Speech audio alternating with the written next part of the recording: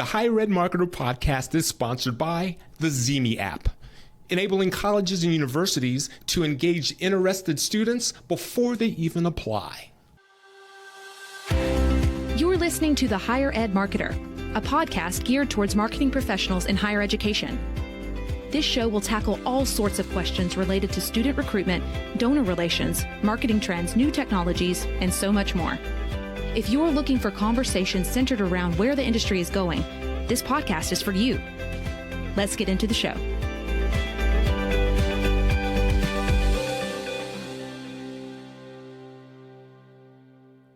Welcome to the Higher Ed Marketer podcast. I'm Troy Singer, and as usual, here with my co-host Bart Kaler. And each week, we quest to interview higher ed marketers that we admire for the benefit and hopefully the betterment of the entire higher ed community. I love our conversation with Kymm Bartlett Martinez today because she is someone that has worked in marketing for her entire life. A big part of that has been in higher ed, but a big part of it has been outside of higher ed. And the perspective she brings is both interesting, but also very resourceful. She has a lot of knowledge that she conveys within our conversation. Yeah, I think it's an incredible opportunity. I mean, we've had a lot of different guests on the podcast who've had a background in corporate and then come into higher ed and different things like that. But I think one of the things I really like about what Kymm brings to the table is that, I mean, she was managing major brands that we all recognize. I mean, she worked a big part of her career, 20 years in General Mills. So she was working on, marketing campaigns for Cheerios, brand manager for Pillsbury, all kinds of things that we're very, very familiar with. But then she took all of that knowledge and went into the freshly minted chief marketing officer role at University of St. Thomas in Minnesota. And that's a small to medium sized private faith-based institution that I think is just an amazing story to talk about how she kind of positioned what she brought to the table and really made a big impact and moved the needle for that school.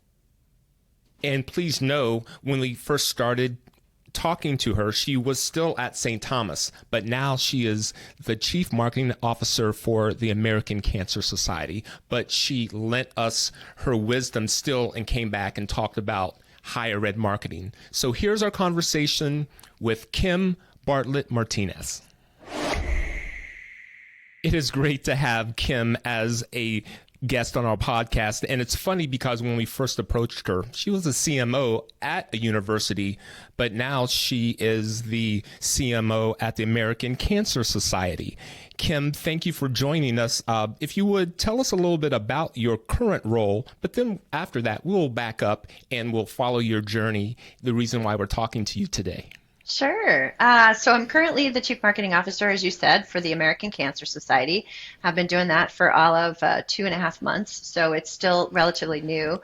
And in that role, I'm responsible for stewarding the American Cancer Society brand, consistently telling the full story of the American Cancer Society, all the impact that it has. The brand challenge that they have is that a lot of people have heard of it and feel positively about it, but not a lot of people can actually articulate exactly what the American Cancer Society does. So it's a really fun challenge from a marketing standpoint to be a part of that.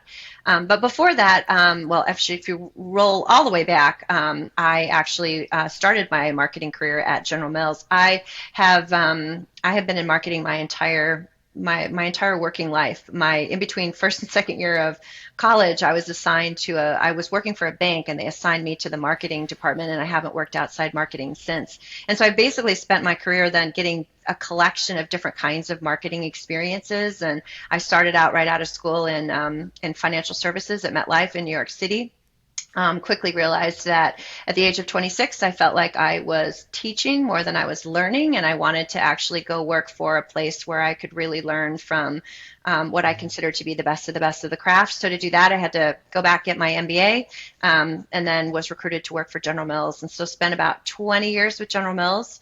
And that was what I would call my classic marketing training. Big company, great training program, great people.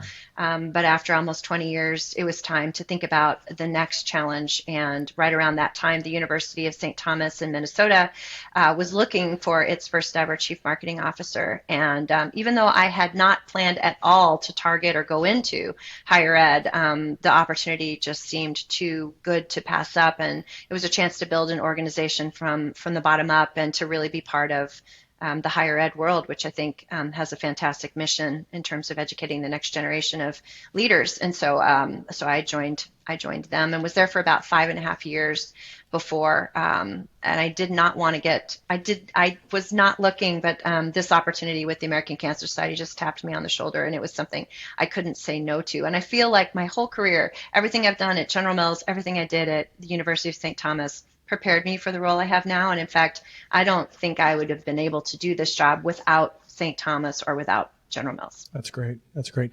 And I think it's interesting. I have a mixed career as well, that I did a lot in corporate and now focused in on higher ed. But I always think it's interesting, and I'd like to get your take, because I think sometimes, 15, 20 years ago, the word marketing was something that was a little bit taboo when you would talk in academic circles. How did you, what was your impression, coming straight out of a large corporate, managing some major brands, into a place that maybe saw marketing a little differently than you did? Well, it was a culture shock because in the consumer packaged goods world, marketing is the center of the wheel, as we always like to say. So it is the decision maker. It is where general management and marketing are merged together. So you do have a lot of positional power, I guess I will say, in terms of being able to lead change there. And going from that environment where nobody questioned the value of marketing into the higher ed environment, where it wasn't that people didn't see the value of marketing, but they had a couple of questions about it. Like, so for example, on my initial team, I had several journalists, and as they're training journalists in journalism school, that's all about being objective, and it's all about putting the facts out there so that people can draw their own conclusions. And so I definitely there was some skepticism with a marketer coming in that actually even the word unethical was one that I heard used, which I thought was so strange, because never in my career have I ever felt like I've either asked or done anything unethical. And I then tried to get to the root of where that was coming from, and it turned out it came from, again, this belief that possibly marketers are spinners and that they're not going to tell you the full truth. And so from that there were some folks that felt that was unethical, and I had to just say, well, we can agree to disagree, but here's the way I look at it. I think of marketers as people. We have spotlights to shine, and we get to decide where we shine those spotlights, and we're going to shine those obviously in the place that tells the best story for the institution, but that doesn't mean we're going to be dishonest about other aspects of us. And nowadays you can find pretty much every piece of information you want on the web anyway, so whether I tell you or not, you're going to be able to go find it. So that was one hurdle, just having to make sure that folks felt comfortable with marketers. And so what I had to do there is just be really, really clear with the team, and as we were forming, that this was a marketing bus, and I think about Jim Collins and his words from that wonderful book, Good to Great. And he talks about, just where the bus is going, and you got to get the right people on the bus. And I said to my team, well, this is where our bus is going. It's a marketing bus, and you can get on it or not. That's fine. But this is a marketing bus, and I would encourage, if you don't feel that aligns with your values, to not necessarily do that. Don't get on it from the beginning. The other thing, just with regard to marketing in higher ed, was this notion of, do you really need to sell the product? Shouldn't the product sell itself? Yeah.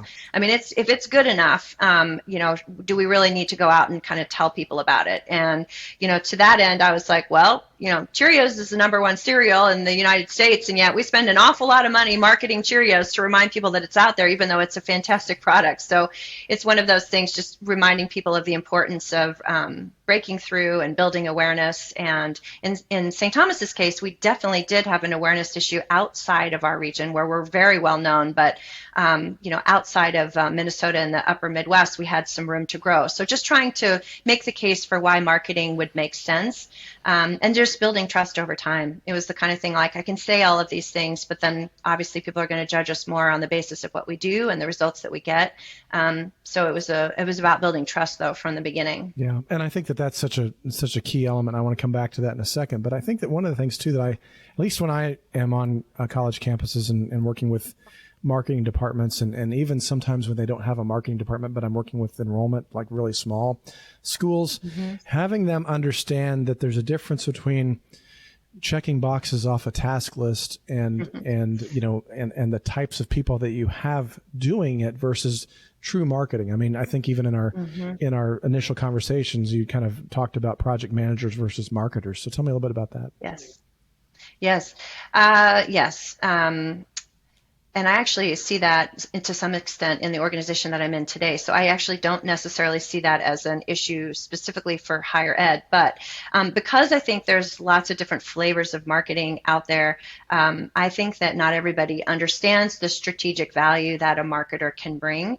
And so one thing that we worked hard to do when we were forming our team at St. Thomas was to make sure we set the expectation we're strategic partners. And I actually deliberately did not call the schools and the colleges that we worked with clients, because that would have implied that I had to do whatever they asked me to do because I was their client and they were, paying the bills. Right. We specifically said we were partners, and and in that means when you come to me with an issue, please don't come to me and say I need a video that does this, or I want a flyer that has this picture and these bullets and this headline. Go make that.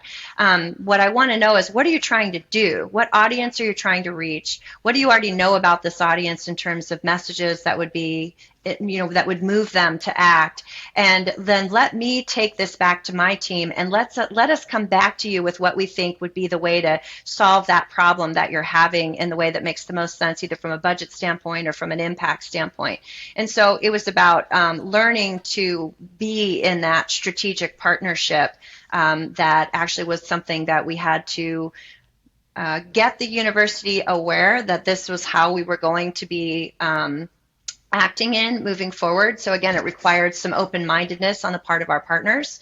So in the beginning, we had to give people, the folks on our internal team, permission to be able to be strategic and permission to say no to what was essentially coming in as really tactical requests, and to permission to ask to have that more strategic conversation with the partners. And then for our partners, we had to make sure that they understood, hey, we're going to come at you perhaps with some different ideas and some different thoughts than what you came to us with. And what we need you to do is to be open-minded about that. Yeah, I think that reminds me a little bit about a conversation that we had with Ethan Braden at Purdue University. He kind of called it the difference of being a short order cook versus a chef. The idea that we can take short order cook orders all day long and just do what everybody wants.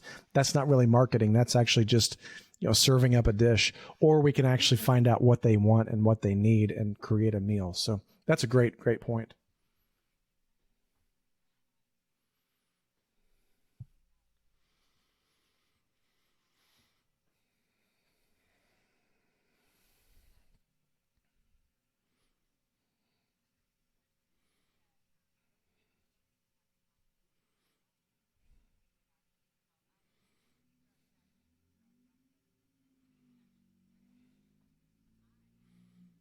Yeah, no, that's definitely right. And it was actually funny because when I first got to the university and I was thinking about roles and responsibilities and who would have final authority and final accountability, initially I had thought when I was working with the deans or even, in the center of the university, that those business owners would have responsibility for the strategies, right? And they would actually tell us then, these are our strategies, these are our objectives. And then we would actually go to work on those. But then I, as the CMO, would have final say over the creative, and would be able to say, this is what I think you should do. And what I quickly realized as we started all working together, that I absolutely wanted to say in their strategies, because I didn't always love the way the strategies were given over.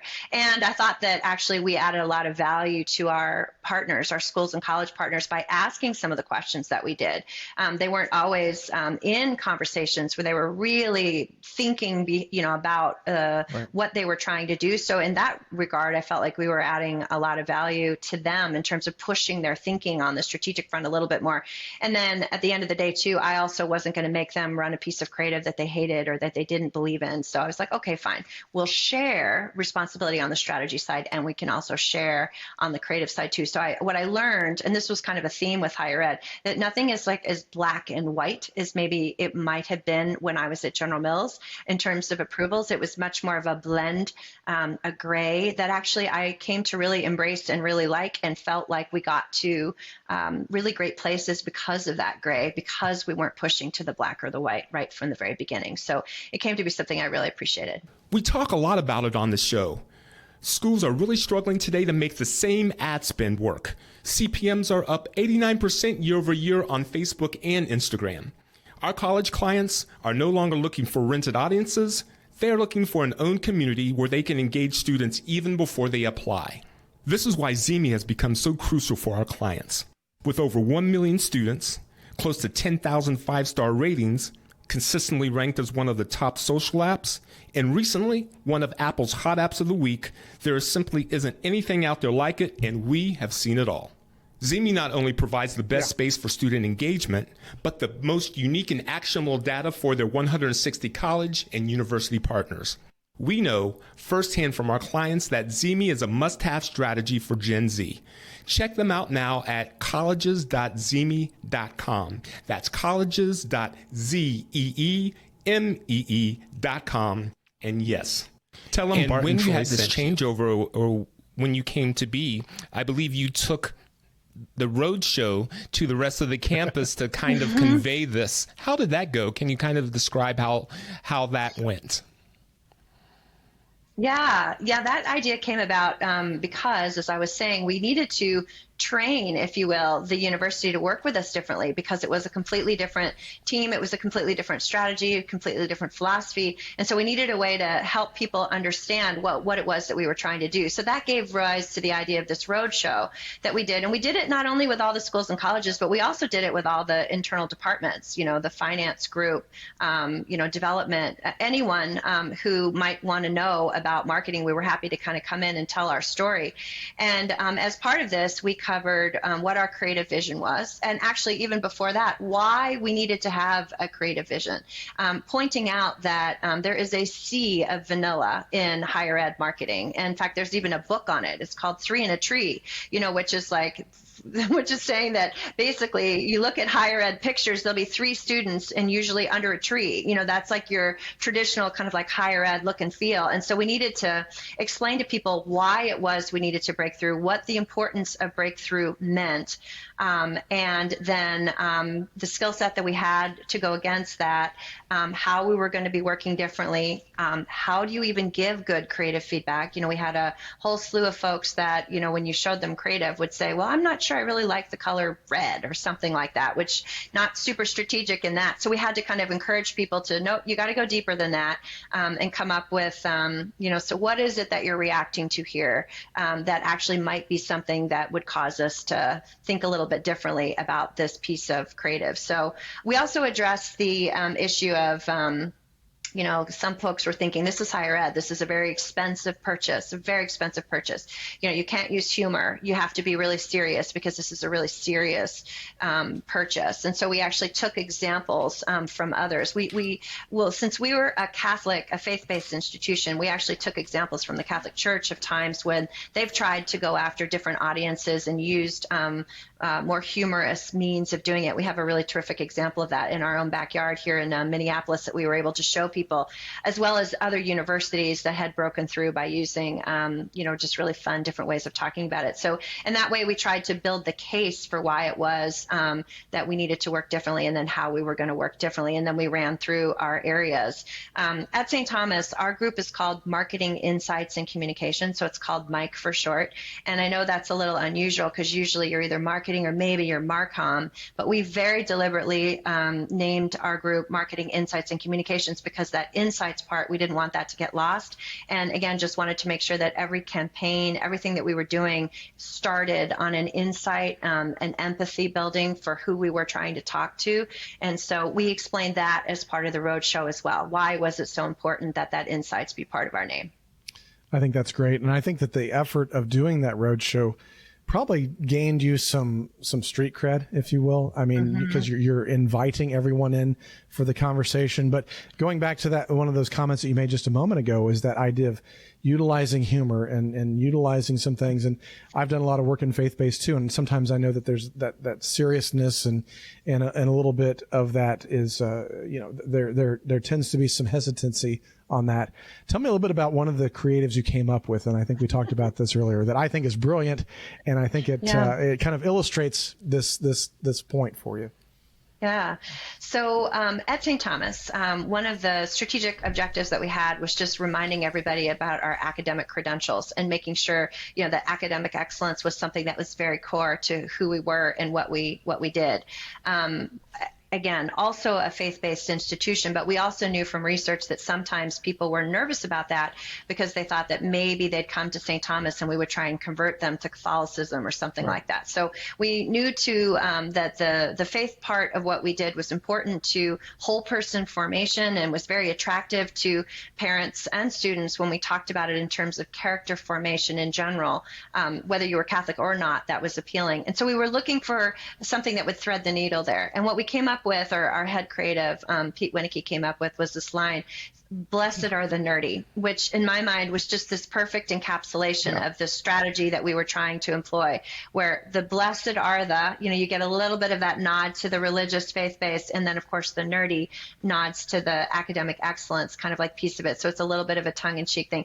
And I loved it when I first saw it, but I was actually nervous about it because I wasn't sure where the line was on church humor in terms of whether we could put that out into the world.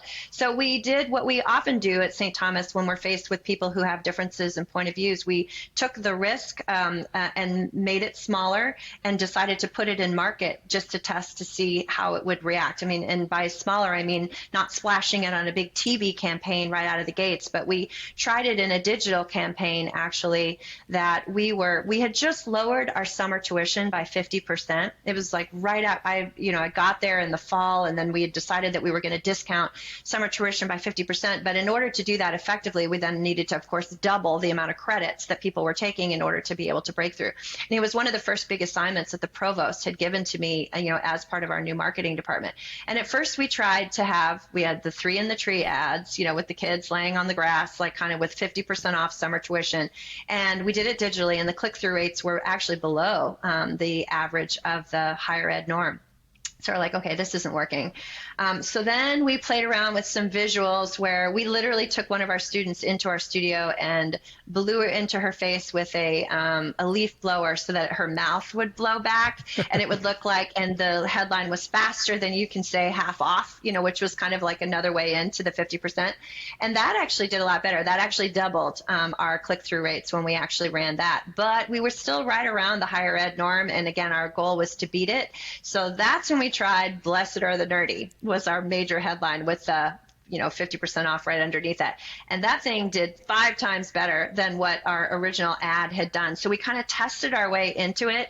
And then once we saw the success of that and how appealing that was, then we started using it as a key line for us. I will say this, though, it's not without its detractors. I mean, we definitely had one parent call in and be like, "How dare you call my kid nerdy? My kid does not want to be referred to as a nerd." So we definitely had that, but obviously that was few and far between. And as I like to always say, and as we explained to the campus in the roadshow, at the end of the day, what we're trying to do is we're trying to be remarkable. And if you unpack that word remarkable, it's worthy of remark.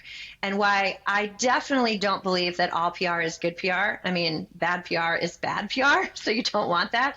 But if you're turning out things that nobody wants to talk about, whether good or bad, you're going to land in that vanilla land. And that's not where we want to be. So we want to be remarkable, hopefully more positives than negatives. And the blessed are the nerdy line gave us the opportunity to do that and really break through. That's great. I love that line. And I love the fact that, that the whole comment there with remarkable. You're right. I mean, giving people something to talk about, especially in today's segmented world, our culture. I mean, we thought it was hard when it was, 15 cable channels and all the other things. But I mean, there's just unlimited options that people have for their attention today.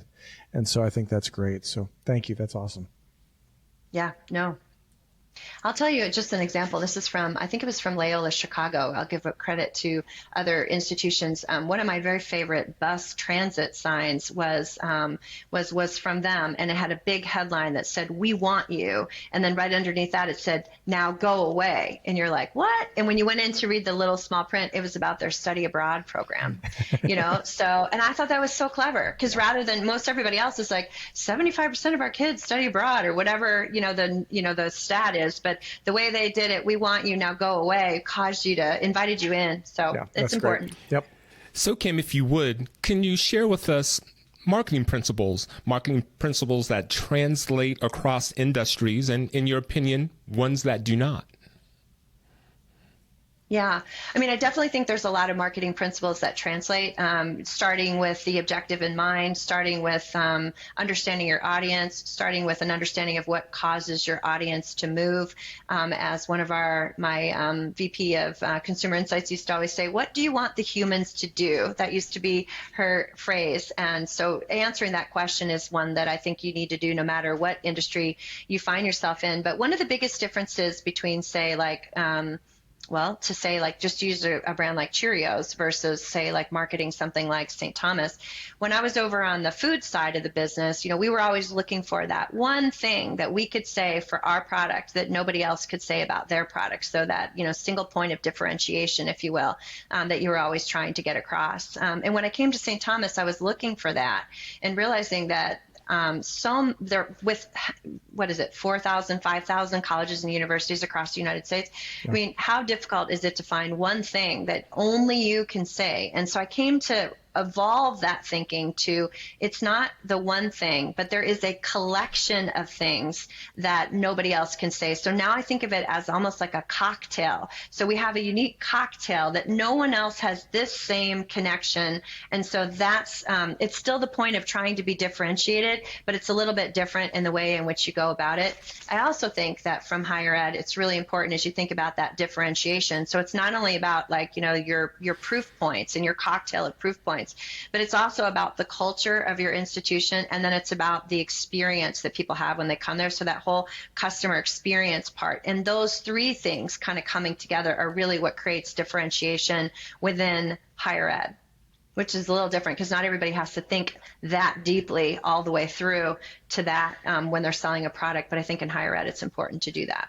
Yeah, I think you're right. I think when we interviewed Brian Kinney, Chief Marketing Officer at Harvard Business School, he made a comment. He'd been in corporate before higher ed, and he was like, I really think that higher ed is one of the most difficult things to market. He said your audiences are so much broader. The different types of products and services that you're offering, that everything, there's variables that just kind of go on top of variables, and so I think that's really interesting. But I think even the buying process, I mean, it's one thing for, the historical, awareness and intent and all the typical funnel that you would have in a marketing funnel. But, an enrollment funnel, you have that in addition to all the steps that they have to take to actually go from an inquiry all the way to matriculated student. And so I'm sure that that's part of the challenge that you found too, is just being able to see the different elements that maybe make higher ed a little bit different.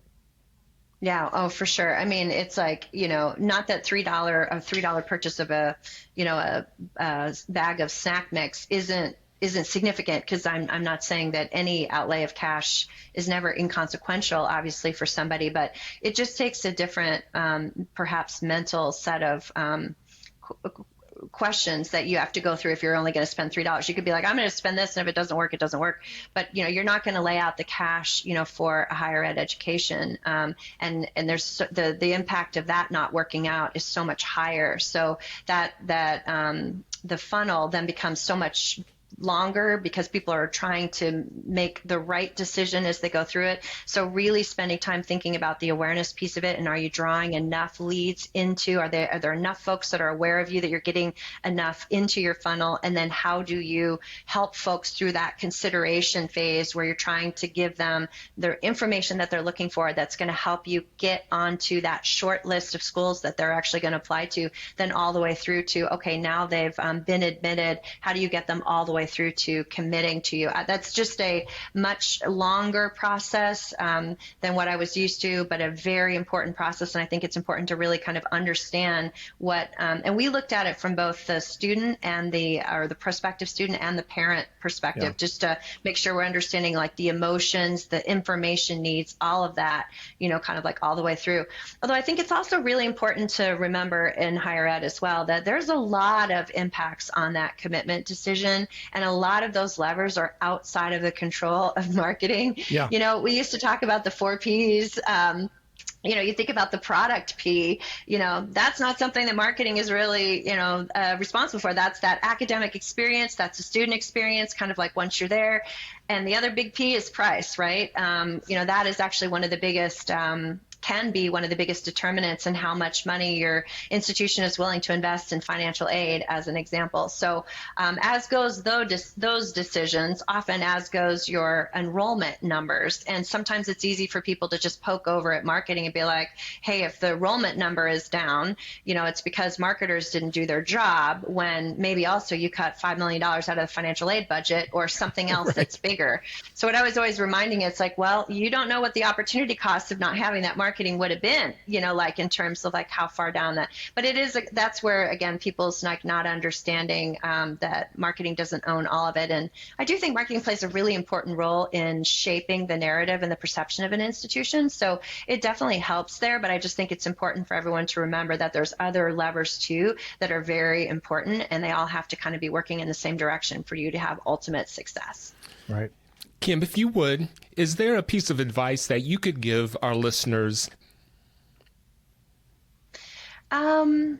One piece of advice that I would have is about learning to embrace the constraints that you have, because sometimes I think it's really easy to say, well, I want to do this, but I can't do that because of X, Y, and Z reason. And I'm a firm believer that creativity is unlocked in the space in between your ambition and your resources. And so when your resources are high and your ambition is high and your resources are lower, in that space is where creativity unlocks. If your ambition and your resources are right around the same level, or if your resources, worse, outstrip your ambition, it's going to kill your creativity. So I think that leaning in and embracing constraints is definitely something that people could do immediately. And one of the best TED Talks that I feel like I ever saw was a talk called Embrace the Shake. It's only about a 10-minute talk, which is another reason why it's so great. It's one of the short ones, but it's all about an artist who did a certain type of work and then was unable to do that certain kind of work again and had to pivot. And it's all about what he learned, that once he embraced the constraints, it unlocked creativity for him. And I feel like that's something that we as marketers can definitely also benefit from as well. I mean, I went from marketing budgets with many zeros after them in my General Mills world to much fewer zeros, in my higher ed world. And yet, I don't know, good ideas get funded, and if you just put your mind to it, there's always ways to kind of get out there. And I think that is just a piece of advice that I would give to anybody. Just embrace the shake, as the TED Talk says, or embrace your constraints, because you'll be better off for it. Kymm, thank you very much for your time, for your wisdom, and the interesting way you convey your ideas. It's been a pleasure to speak with you today. Thank you. I've enjoyed being on here. I really appreciate your invitation.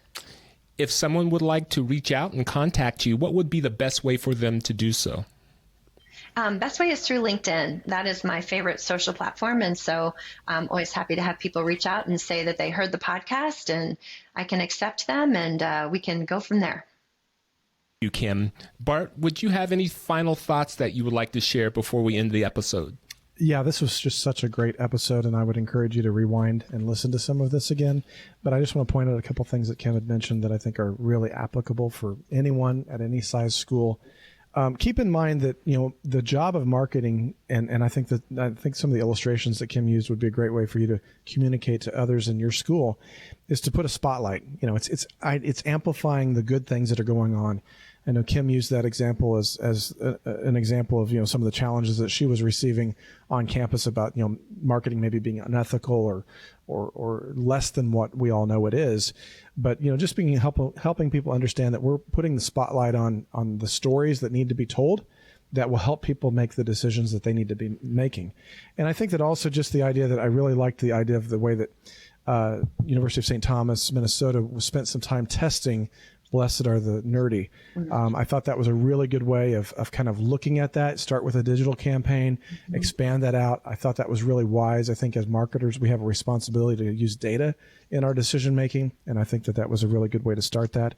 And I really liked the comment that she made about being remarkable. The idea of doing something that's going to have people remember you and have people talk about you. And many times remarkable can, as she pointed out, can be good or bad. Often if we do something remarkable that we get out of that vanilla area, we can have something that's a little bit more worthy of discussion. I think we can all think of, products or services or schools that we see doing that are getting the conversation, that things are happening, that things are, being talked about. And I think that's a really good way of doing that. And then I think also just finally that last comment that she made with the, the difference between ambition and resources, and that's where creativity is. I remember, consulting one of my designers several years ago, and they were so frustrated that one of the projects came back and that the client, put all these constrictions on it, and they wanted all these challenges, and he was ready to throw in the towel and just say, I'm done.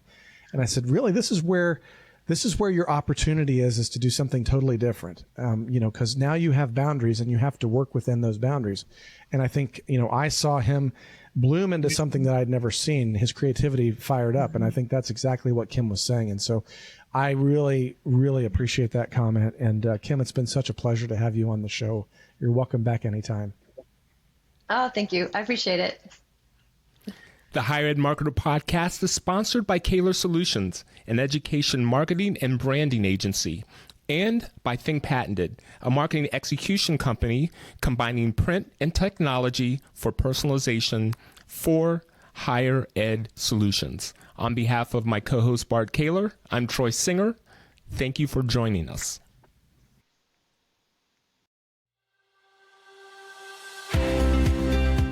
You've been listening to The Higher Ed Marketer.